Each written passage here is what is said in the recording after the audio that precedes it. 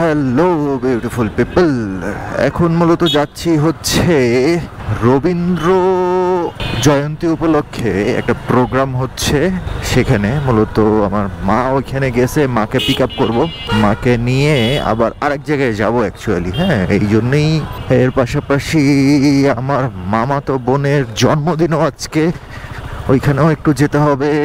প্রায় 9:30টার কাছাকাছি রাত। আর পিচিটার জন্মদিনে যাওয়া দরকার ছিল অনেক আগেই, কিন্তু যাওয়া হইল না। আর ঠাকুরগাঁয়ের রাস্তার কথা আর কি বলবো ভাই, ঠাকুরগাঁয়ের রাস্তা আর কি বলিব ভাই, ঠাকুরগাঁয়ের রাস্তার অবস্থা খুবই বাজে। এর পাশাপাশি আমার বাবার মোবাইলটা নষ্ট হয়ে গেল কিছুক্ষণ আগেই।